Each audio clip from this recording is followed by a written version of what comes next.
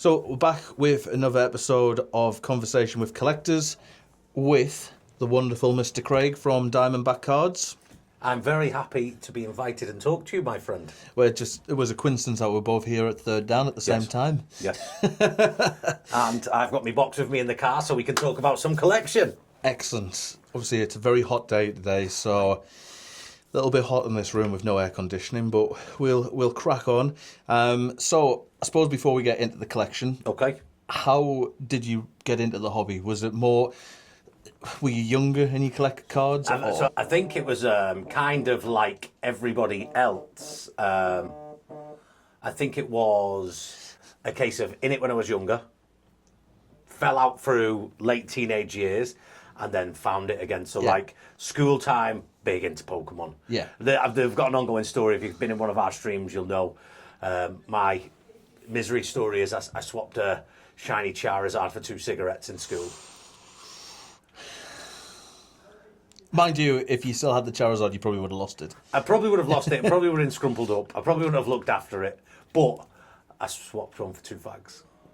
I don't smoke anymore, but bad. That is bad. Never. That's the moral of the story. Never swap a Charizard for 2 cigarettes. No, you never know what it's going to be worth. How are the 2 cigarettes valuing up? The 2 cigarettes have gone up from 50 pence to £1.40 now, so the inflation difference is quite substantial. Just a little bit. So, in terms of sort of what's your go-to to collect, obviously known for NFL. Yes. So when I stumbled when Whatnot first came out, I stumbled across it looking into Pokemon and stuff like that, and it wasn't long till I found NFL streams. So initially, I thought that's definitely what I want to do. That's what I've started doing. But so I've been an Arizona Cardinals fan for a long time now. I think since 2015-16. They were my team. I wanted to collect Arizona Cardinals cards, stuff like that.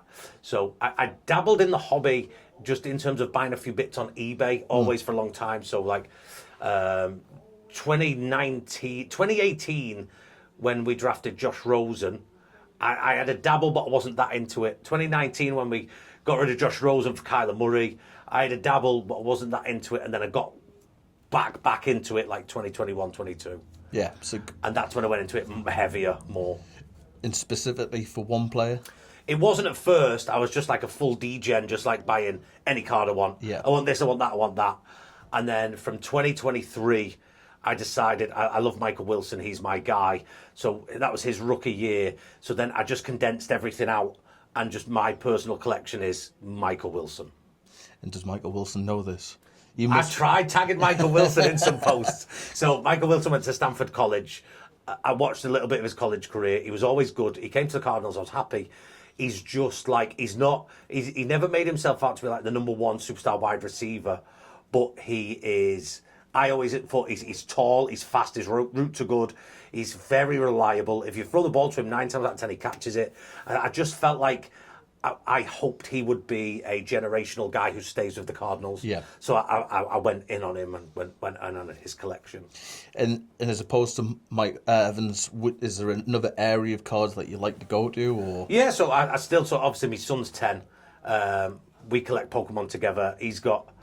his collection now, just through collecting a while back, is worth so much money now, because like I maybe got him into Pokemon in the Silver Tempest, Crown Zenith era, and we ripped loads of cards with it, like the Arceus, and we've graded them. They've come back 10s. Like they're sitting at like $350 a card now. So like a lot of his collection, just because we ripped some together and opened them and graded them.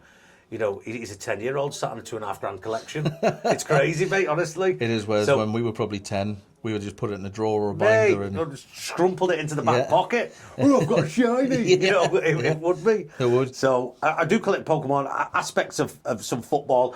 I collect some things if I just like it. I've not got anything like nichey. I'm more dedicated to like me Michael Wilson PC, but like I said, like today I've brought, so like when I like Pokemon, so like we might as well start with that first then. Yeah, so I like Gengar. Gengar's my guy. So I've just got these were just in my box, so I've got a couple of Gengars. I'll let you take some pictures afterwards. So in the Pokemon world, Gengar's my guy. I do collect Gengar, and then the only other stuff niche wise or things that is like, obviously I like Marvel and X-Men, so I like to get weird cards of Wolverine. Now I remember this one getting picked up in Dallas. We picked this up in Dallas for $10. This is a 95 Flair Ultra Spring Break Wolverine cooking sausages with his claws. But again, that's the whole point of this, is to obviously speak to collectors about their collections and what they enjoy. A card doesn't need to be tens of thousands. No. It can be as simple as a $10 card. 100%. And the joy that card brings me and having that in my box is unbelievable. Exactly, yeah. And I just like, so Wolverine was my guy. But, you know, X-Men as a kid, when I used to watch it, used to run home, Fox Kids, X-Men, Wolverine, he was just feeling lucky, bub. Like, he was my guy. So I try and keep a little few bits of Wolverine and bits that I like to collect. I don't go heavy on like the Topps Chrome releases and stuff because, you know, they hold some great value. They do. But I don't know if I've got, I think I may have took them out. I do have some more numbered Wolverines from there, but I don't have them in this box. No, that's so. See, if they could bring out any set for Marvel, DC, what would you like them to put in? So, if I was to have free reign on like a Marvel sort of set, I would go dedicated X-Men only. Yeah. Dedicated X-Men only. Obviously, your chases would. Well, they did it, didn't they? Did they? They did do an X-Men. They did do an X-Men only. I hit a nice Cyclops from it. Yeah. I didn't buy into it too much. I think at the time my head must have just been fully into NFL. But I think we did rip a few bits actually when they did the X-Men only set. But I'd probably like to see that again, but done to a standard of like Topps Chrome Disney, Topps Chrome Marvel. I think that was made a bit like a subset, wasn't it? Yeah. It wasn't made as like a flagshipy set. So I'd like that. Yeah. X-Men. And what would you say is probably your most prized card in your collection? There's two. There's two. So obviously, Michael Wilson's my PC. So I've got his Select RPA 1 of 1, Black Finite. 1 of 1. 1 of 1. Lovely. That is his 1 of 1. But then obviously I've got his 10 of 10. So I wouldn't have liked the 8 of 10 or the 9 of 10. No, you'd have the nice the 10 bookend. of 10 or the 1 of 10. Is that important to you with numbers? Do you like a bookend or a jersey number? Yeah. So I'm not so precious about it, you know, but I'd either like it to be jersey match, like I'll show this and I'll decide if you want to put a picture on why I got this one. I understand that one. I'd have gone for that one too. That's Michael Wilson's 69 Electricity of 69. To be fair, I don't think I've ever seen a card out of 69. That year, 2023, Optic Electricity was out of 69. See, now, this is where I think people watching this might have them, like me, now that I've seen that and know there's that, and I want the full set of all those cards out of 69. But it's a nice parallel as well, No, isn't it? it is a really nice parallel. I mean, they do it this year, but they changed the numbering on the Optic. Yeah. And they did it in 24 as well, the Electricity, but they changed the numbering on it. I think 2023 was 69. I think someone in 2023 has been sat there chuckling to themselves there. It's good, isn't it? That is really good. But then the other like prize one in my collection is, anybody who knows the Cardinals knows Larry Fitzgerald was our historic wide receiver, like stayed with us his whole career, legendary. He's due for the Hall of Fame. Oh, he got made the Hall of Fame last year, didn't he? This is an on-card moments From Immaculate 49 as well. from Immaculate. That's Larry that is Fitz. really nice. So like that and the Michael Wilson 101 are like my pridey pieces. Never to be sold. Never. I never say never. No, never. I never. Listen, I'm in the card selling business. Yeah. But for me, I'd rather not. It'd have to be very highly over the comps for me to want to part ways with it. To find another one, it's going to be Exactly. a lot harder. Of course. Yeah. No, so I do like that. Like the Electricity. That's now put me down a new rabbit hole. So then, so when we're going into like the Cardinals PC and stuff, so 2018, we drafted a young quarterback called Josh Rosen. Okay. So this is flawless rookie on-card auto to 25, and it is the enclosed player-worn material. So it's from 2018 flawless. So 2018 we drafted Josh Rosen, and I watched him and thought he was good. Maybe he needed a bit of time, more time to mature, but then we drafted Kyler Murray the next year, which just sort of killed his stock. Yeah. And then he ended up going to the Dolphins, and then he just fizzled out a bit. So I've always I always keep it as a reminder of what the card game can do to you. It can. A rookie quarterback in 1 year, that's £1,000 plus card. Yeah. And then literally a year later, the team drafts someone else, and that's now 30 quid. It is crazy how it can fluctuate. Crazy, mate. But equally as well, did you hit that in a break or No, I bought that I seen it and I had to buy it because I was just like, yeah. I suppose it's more if you're hitting stuff in a break now. Of course. It's nice when that feeling, that rush of hitting. Especially if you collect it. It is, yeah. See, I hit Mahomes from National Treasures out of 10. We did a video about MK, we did didn't we? For £68. I know. Now, to me, not that Mahomes' price is going to go down. I think he set himself in stone for that. Yeah. But sometimes I always look at, is it really going to benefit me by selling it? Yes, it would. Yeah. But it stands at £68 on a spot, and it's just nice to have that in the collection, isn't it? Yeah. These boxes of National Treasures, I'm not going to be able to go and buy a box of that for myself. So they hit something for 68. It's just that nice story, though, as well. Of course. And that's a good one to keep, isn't it? Oh, it is. That will be going to PSA when PSA allow grading again. That's a whole other story for another day. Yeah. But yeah, that Josh Rosen's cool and nice. What would you say is your most peculiar card? Do you have a peculiar card, or is it more peculiar? Maybe not really. The most peculiar one, a sort of pointless, would be that Josh Rosen. Peculiar. I've got a cool card, so I've kept this. The National every year, Leaf make cards for the National. So not this last year, just gone the year before. Whatnot did what's called a Breakers Ball. Okay. So they had a massive stage and all the breakers went there and you could buy cards or you got given cards. So this was a Leaf Breakers Bowl exclusive, 2 of 2, with a Tim Brown auto, Fred Biletnikoff, Randy Moss and Devontae Adams. That's quite a little niche piece that I like to keep.